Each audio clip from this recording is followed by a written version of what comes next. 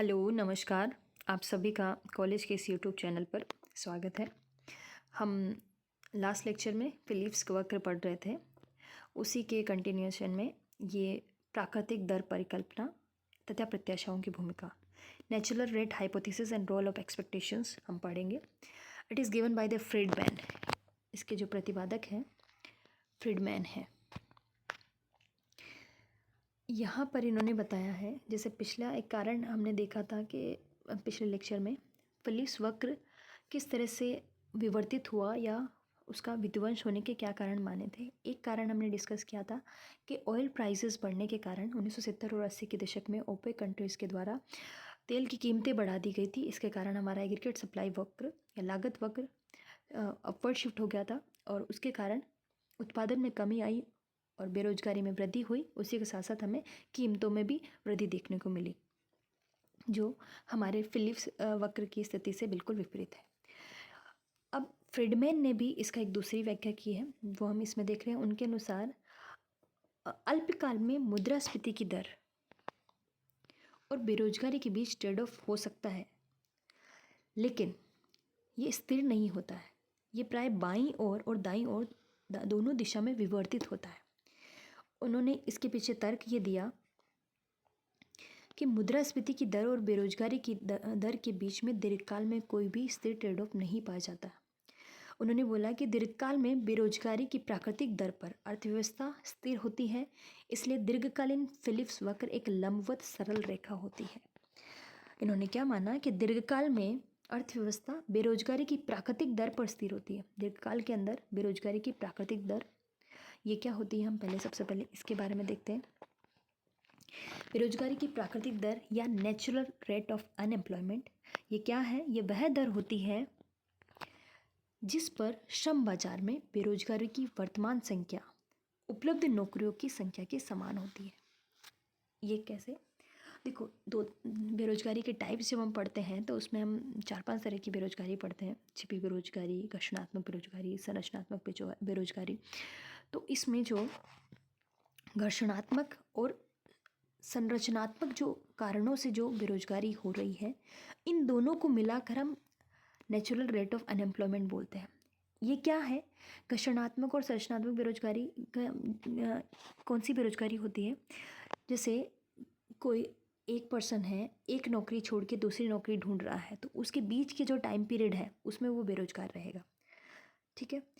और दूसरा, ये घर्षणात्मक बेरोजगारी का उदाहरण हो गया। दूसरा संरचनात्मक, किसी फैक्ट्री में उसकी संरचना स्ट्रक्चर में परिवर्तन के कारण लोगों को अब नए प्रशिक्षण की ज़रूरत है। जैसे अभी जो पहले के यहाँ के कार्मिक थे उनको कंप्यूटर चलाना नहीं आता था, सारे गवर्नमेंट डिपार्टमेंट को, तो बीच में इनके लिए RSCIT का प्रोग्राम लॉन्च किया गया कि आप वो कंप्यूटर चलाना सीखें, वो RSCIT की सर्टिफिकेट प्राप्त करें, उसके बाद आपको वापस इस जॉब में लगाया जाएगा। ऐसे ही बहुत सारे जो नए उद्योग होते हैं, यदि कुछ नई टेक्नोलॉजिकल एडवांसमेंट हुआ, कुछ संरचनात्मक परिवर्तन होता है, तो उस ट्रेनिंग पीरियड में वो बेरोजगार रहते हैं।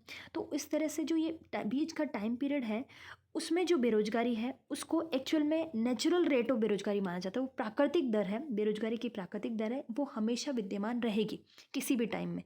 तो इस बेरोजगारी की प्राकृतिक दर पे अर्थव्यवस्था हमेशा एक स्थिर अवस्था में होगी और वहाँ पर हमें जो फिलिप्स कर्व प्राप्त होगा एक लंबवत सरल रेखा के रूप में प्राप्त होगा। ये जो रेट है अनएम्प्लॉयमेंट, बेरोजगारी की प्राकृतिक दर है, इसको हम और एक तरह से समझ सकते हैं। इस बिंदु पर क्या है? देश की उत्पादन क्षमता का पूरा उपयोग करने के बिंदु की स्थिति होती है जिस पर अधिकतम रोजगार की मात्रा पाई जाती है, ठीक है। यहाँ पर क्या है? ये जो बिंदु है, यहाँ पर हम मान रहे हैं जो लगभग 6% मानी गई है जो बेरोजगारी की प्राकृतिक दर है। भाई 6% यदि बेरोजगारी की दर है तो वो नेचुरल है, प्राकृतिक रूप से ही हमेशा विद्यमान रहेगी इन 2-3 कारणों से, संरचनात्मक कारणों से, घर्षणात्मक कारणों से। तो ये क्या है? ये देश की उत्पादन क्षमता का पूरा उपयोग करने के बिंदु की स्थिति पर अधिकतम रोजगार की मात्रा को सूचित कर रही है। ये अधिकतम रोजगार की मात्रा को सूचित कर रही है, ये प्राकृतिक दर, ठीक है। अब क्या है? यदि अल्पकाल में क्या परिस्थिति हो सकती है?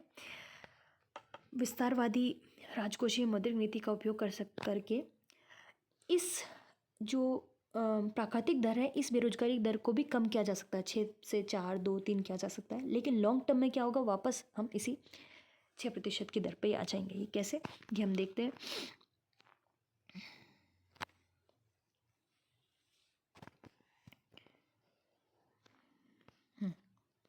अब देखो, ये हमने बात कर ली नेचुरल रेट ऑफ अनएम्प्लॉयमेंट की। इस डायग्राम में हमने 3 अल्पकालीन फिलिप्स वक्र बताए हैं, जिस पे एक पे 5% इन्फ्लेशन है, दूसरे पे 7%, तीसरे पे 9%। और जो ये हमारा वक्र है, ये हमारा लॉन्ग टर्म या लॉन्ग टर्म फिलिप्स वक्र है, दीर्घकालीन फिलिप्स वक्र, उसको दिखा रहा है। अब ये कैसे मिला हमें, ये थोड़ा देखते हैं नीचे। फ्रीडमैन ने बोला कि अल्पकालीन फिलिप्स वक्र में विवर्तन की व्याख्या में अन्य महत्वपूर्ण समझने योग्य बात यह है कि मुद्रास्फीति की भावी दरों से संबंधित प्रत्याशाओं की इसमें महत्वपूर्ण भूमिका होती है। फ्रीडमैन ने इसको समझाने के लिए एक्सपेक्टेशंस, फ्यूचर एक्सपेक्टेशंस पे बहुत जोर दिया है। इन्होंने इसके माध्यम से बताया है कि अनुकूलनीय प्रत्याशाओं का एक सिद्धांत देते हुए इन्होंने कहा कि लोग क्या करते हैं, मुद्रास्फीति की पूर्व और वर्तमान दरों के आधार पर अपनी प्रत्याशाओं का निर्माण करते हैं। अपनी प्रत्याशाओं में परिवर्तन या अनुकूलन तभी करते हैं जबकि वास्तविक मुद्रास्फीति की दर उनकी प्रत्याशित दर से भिन्न हो जाती है। अब ये जो सिद्धांत जो फ्रीडमैन ने दिया, उसी को थ्योरी ऑफ अडेप्टिव एक्सपेक्टेशंस भी कहते हैं, अनुकूलनीय प्रत्याशाओं का एक सिद्धांत भी कहा जाता है। इसमें इन्होंने ये बताया, फिर से समझिए इसको, कि लोग मुद्रास्फीति की पूर्व और वर्तमान दरों के आधार पर अपनी एक्सपेक्टेशंस, अपनी प्रत्याशाओं का निर्माण करते हैं कि अभी क्या है मुद्रास्फीति की दर है और पहले क्या थी, उसके आधार पर एक प्रत्याशा या एक्सपेक्टेशंस लगाते हैं कि इन फ्यूचर में कितनी मुद्रास्फीति हो सकती है। और अपनी एक्सपेक्टेशंस को, अपनी प्रत्याशाओं को तभी बदलते हैं जब वास्तविक मुद्रास्फीति की दर उनकी प्रत्याशित दर से भिन्न हो जाती है। जब उन्होंने जो प्रत्याशा की थी उसकी दर से कुछ भिन्न उनको मुद्रास्फीति की दर मिल रही है, तब वो अपनी प्रत्याशाओं को परिवर्तित करते हैं। ठीक है, ऐसा फ्रीडमैन ने माना था। अब इसके आधार पर कैसे इन्होंने इसको समझाया है।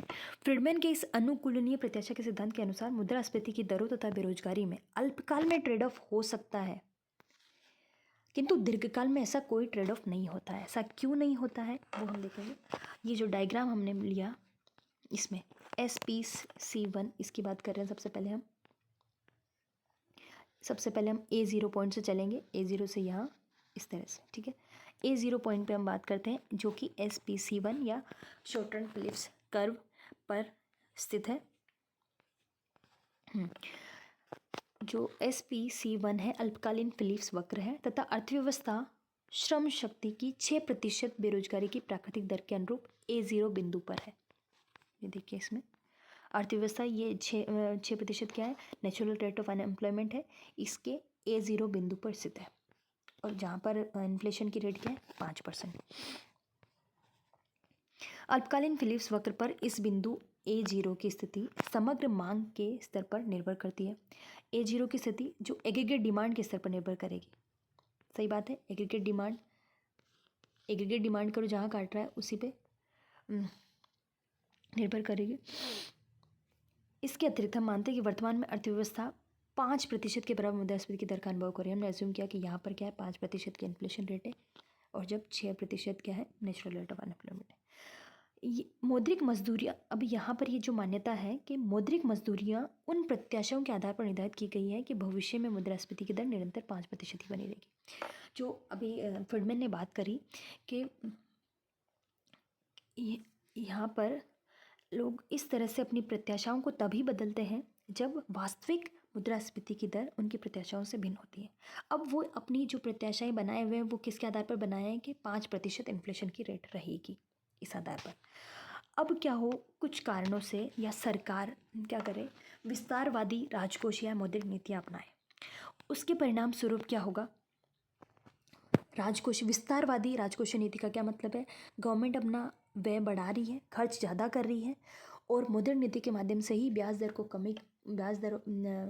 दर में कमी करते हुए मुद्रा की पूर्ति में वृद्धि कर रही है। तो इससे क्या होगा, लोगों की क्रय शक्ति बढ़ेगी, लोगों के पास पैसा ज़्यादा आएगा और क्रय शक्ति बढ़ने से एग्रीगेट डिमांड में वृद्धि होगी, एग्रीगेट डिमांड बढ़ेगी। एग्रीगेट डिमांड बढ़ने से क्या होगा, इन्वेस्टमेंट बढ़ेगा, प्रोडक्शन बढ़ेगा और रोजगार में वृद्धि होगी। ठीक है, रोजगार में वृद्धि होगी। लेकिन इसके साथ साथ ही क्या, रोजगार में वृद्धि होने से ये क्या करेंगे, प्राइस को भी इंक्रीज करेगा एग्रीगेट डिमांड बढ़ने के कारण। अब देखो यहाँ पर क्या है, इसको वापस देखिए, अल्पकाल में या इस पॉइंट पे थे। अब यदि सरकार इस पॉइंट पे कोई विस्तारवादी राजकोषीय या मौद्रिक नीति अनाउंस कर दे तो उससे क्या होगा, एग्रीगेट डिमांड बढ़ने से, एग्रीगेट डिमांड करके हम ऊपर की तरफ मूव करेंगे या हमारी एग्रीगेट डिमांड बढ़ने की वजह से क्या होगा, बेरोजगारी की दर कम होगी और रेट ऑफ इन्फ्लेशन बढ़ेगी। तो हम A0 से किस पॉइंट पर आ जाएंगे, A1 पे। अब A1 पॉइंट पर क्या है, यहाँ पर जो कीमतें हैं वो तो बढ़कर क्या हो गई, 7% हो गई। लेकिन जो पहले श्रमिक वर्ग था, यहाँ उन्होंने मजदूरी की क्या प्रत्याशा कर रखी थी, वो 5% इन्फ्लेशन रेट के आधार पर उन्होंने मजदूरी की दर की प्रत्याशा कर रखी थी, एक्सपेक्टेशंस लगा रखी थी।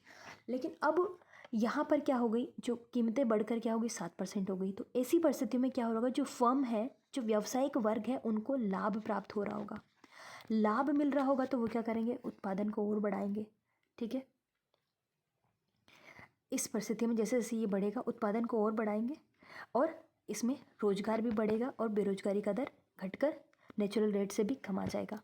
लेकिन अब क्या होगा, अब जैसे ही थोड़े टाइम बाद, एक इसमें टाइम लगेगा, तो जैसे ही मज़दूरों को भी ये पता चलेगा कि इन्फ्लेशन रेट बढ़कर क्या हो गई, उनकी प्रत्याशाओं से ज़्यादा हो गई है, 5% से बढ़कर 7% हो गई है। तो वो क्या करेंगे, ज़्यादा मजदूरी की मांग करेंगे, हायर रेट ऑफ वेजेस की डिमांड करेंगे। अब उससे क्या होगा, जो फर्म्स का जो लाभ था वो क्या होगा, हायर मजदूरी की डिमांड करने पर उनको माननी पड़ेगी। अब ज़्यादा वेजेस या मजदूरी देने से उनकी लागत बढ़ जाएगी, लागत बढ़ने से जो उनका लाभ प्रतिशत था वो वापस कम आ जाएगा, कम होकर वो वापस क्या करेंगे, वापस उत्पादन कम होगा, रोजगार कम होगा और वापस क्या करेंगे, नेचुरल रेट पे आ जाएंगे। अब देखो A1 से A0 पे नहीं आएंगे, वो किस पे आ जाएंगे, B0 पे।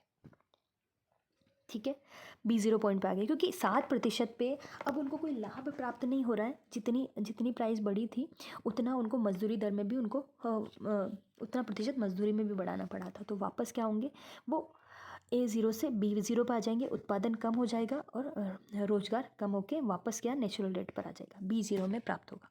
इसी तरह से B0 पॉइंट पे फिर से वापस मान लेते हैं कुछ ऐसा शौक हो, मतलब राजकोषीय नीतियों के माध्यम से एग्रीगेट डिमांड बढ़ जाए। देखो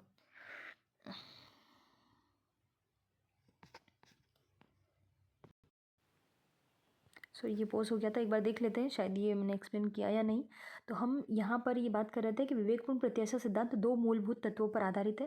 पहला है, ये मानता है कि जो श्रमिक है, उत्पादक वर्ग है, वो उपलब्ध प्रासंगिक सूचना का उपयोग करते हुए सरकार की आर्थिक नीतियों का ठीक पूर्वानुमान कर लेते हैं।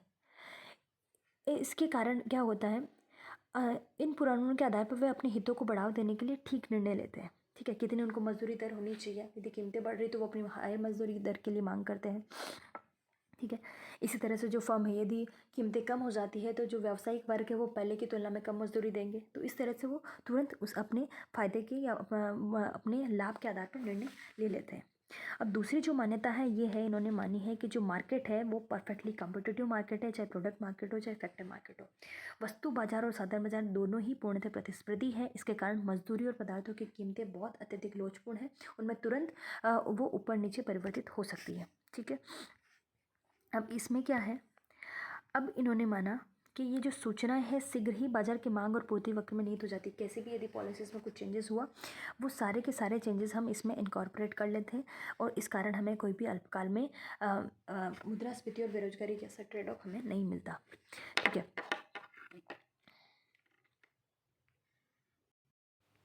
अब यहाँ पर जो हमने ये डायग्राम देखा है, यहाँ पर ये एग्रीगेट सप्लाई कर्व और एग्रीगेट डिमांड वक्र हमने लिया है। ठीक है, इसके OQ पर राष्ट्रीय उत्पादन का स्तर OQ है और वास्तविक राष्ट्रीय उत्पादन के उपयोग स्तर पर ए समग्र पूर्ति वक्र है। ये एएस जो है समग्र पूर्ति वक्र को बता रहा है। इसमें प्रारंभ में AD1 समग्र मांग वक्र है जो समग्र पूर्ति वक्र के एएस के ए बिंदु पर प्रतिशत करता है तथा P0 कीमत से निर्धारित करता है। अब यहाँ पर देखो ये AD1 है, दोनों एक दूसरे को इंटरसेक्ट कर रहे हैं, या ए पर ये P0 प्राइस का डिटर्मिनेशन हो रहा है, ठीक है। अब यहाँ पर मान लो सरकार क्या करे, विस्तारवादी मौद्रिक नीति अपनाए, तो इससे क्या होगा, aggregate demand curve upward shift हो जाएगा तुरंत, बिना प्रोडक्शन बढ़े ही, क्योंकि विवेकशील प्रत्याशा होने के कारण लोग क्या करेंगे, तुरंत उसको समायोजित कर लेंगे। तो समग्र मांग वक्र ऊपर की ओर विवर्तित होकर नवीन स्थिति AD2 में हो जाता है। विवेकपूर्ण प्रत्याशा सिद्धांत के अनुसार लोग, श्रमिक भी, व्यवसायी भी और उपभोक्ता भी इस बात का ठीक पूर्वानुमान लगाएंगे कि ये विस्तारवादी नीति अर्थव्यवस्था में मुद्रास्फीति उत्पन्न करेगी। ये ठीक ये जो विस्तारवादी नीति अपनाई है, इसके कारण क्या होगा, इन फ्यूचर में लोगों की क्रय शक्ति बढ़ेगी और मुद्रास्फीति उत्पन्न होगी। वे इस मुद्रास्फीति से अपनी सुरक्षा के लिए तत्काल उपाय करेंगे। श्रमिक क्या बोलेगा, अपनी मजदूरी बढ़ाने के लिए मांग करेगा, और उपभोक्ता क्या करेगा, अपनी आय को बचा के रखेगा उस हिसाब से, ताकि उस हिसाब से अपनी मैनेज करेगा। व्यवसायी क्या करेगा, कीमतों को बढ़ाएगा। तो इस तरह से सब लोग अपने समायोजित कर लेंगे। इसके श्रमिक अपेक्षा अधिक मजदूरी के लिए दबाव बनाएंगे, व्यवसायी उसे स्वीकृत कर लेंगे, व्यवसायी अपने पदार्थों की कीमतों में वृद्धि कर देंगे, ऋणदाता क्या करेंगे, ब्याज की दर में वृद्धि कर देंगे। इस तरह से सब अपने अपने फ़ायदे के अकॉर्डिंग या अपने लाभ के अकॉर्डिंग अपनी सारी चीज़ों को समायोजित कर लेंगे। ये सभी वृद्धियाँ तुरंत होगी, इसमें कोई भी टाइम लैग नहीं होगा, जैसे हमने अडेप्टिव एक्सपेक्टेशन थ्योरी में देखा था। इस प्रकार ये स्पष्ट हो जाता है कि विस्तारवादी मौद्रिक नीति द्वारा उत्पन्न समग्र व्यय में वृद्धि कीमत स्तर को बढ़ाकर P1 कर देगी। इस प्रकार समग्र मांग या व्यय में वृद्धि अपेक्षाकृत अधिक मजदूरी, ब्याज दर, पदार्थों की अपेक्षाकृत अधिक कीमतों के रूप में पूर्णतः प्रतिबिंबित होगी। इन सभी में मुद्रास्फीति की पूर्वानुमानित दर के अनुपात में वृद्धि होगी, जिसके परिणाम स्वरूप वास्तविक राष्ट्रीय उत्पादन तथा रोजगार, मजदूरी दर, ब्याज दर का स्तर, विनियोग और उपभोग के स्तर अपरिवर्तित रहेंगे। यहाँ पर हम देख रहे हैं इसमें तुरंत एडजस्टमेंट हो गया, जिसके कारण क्या होगा, वास्तविक जो उत्पादन था उसमें कोई भी चेंजेस नहीं हुआ, क्योंकि कोई परिवर्तन ही नहीं हुआ। जैसे ही प्राइजेस बढ़ी, उन्होंने मजदूरी की दर बढ़ा दी, तो कोई रियल इफेक्ट इसका जीरो आएगा, ठीक है। तो यहाँ पर हम क्या देख सकते हैं कि जब विस्तारवादी मौद्रिक नीति अपनाई जाती है तो मुद्रास्फीति के बारे में लोगों के पूर्वानुमान और प्रत्याशाओं तथा उनके आधार पर उनके द्वारा निर्णय करना वास्तविक उत्पादन और रोजगार में वृद्धि के संबंध में सरकार की मौद्रिक नीति के वांछित प्रभाव को क्या कर रहे हैं, निष्क्रिय कर रहे हैं। सरकार मौद्रिक नीति क्यों इसीलिए तो अपना रही है कि वो क्या करें, मान लो यदि बेरोजगारी की दर को कम करना है तो वो विस्तारवादी नीति अपनाकर उत्पादन, निवेश बढ़ाकर रोजगार को बढ़ाना चाह रही है।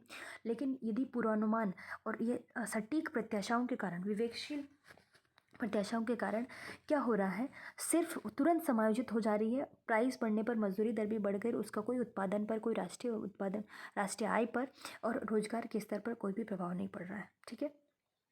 अन्य शब्दों में यहाँ हम देखें तो जो विवेकपूर्ण प्रत्याशा सिद्धांत के अनुसार विस्तारवादी मौद्रिक नीति का निवेश, वास्तविक उत्पादन, रोजगार पर वांछित प्रभाव का कारण नहीं होता है, ठीक है। यहाँ पर कीमत स्तर तुरंत P0 से बढ़कर P1 हो जाती है। और विवेकपूर्ण प्रत्याशा सिद्धांत के अनुसार समग्र पूर्ति वक्र लंबवत सरल रेखा होती है। लंबवत समग्र पूर्ति का वक्र का अभिप्राय ये होता है कि मुद्रास्फीति तथा बेरोजगारी के मध्य कोई ट्रेड ऑफ नहीं पाया जाता, नीचे की ओर गिरता हुआ फिलिस वक्र नहीं होता।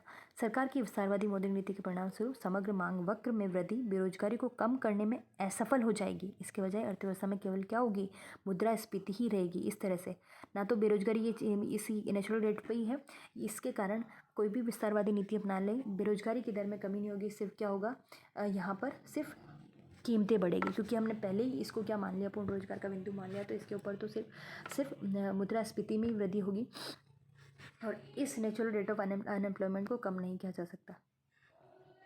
हाँ।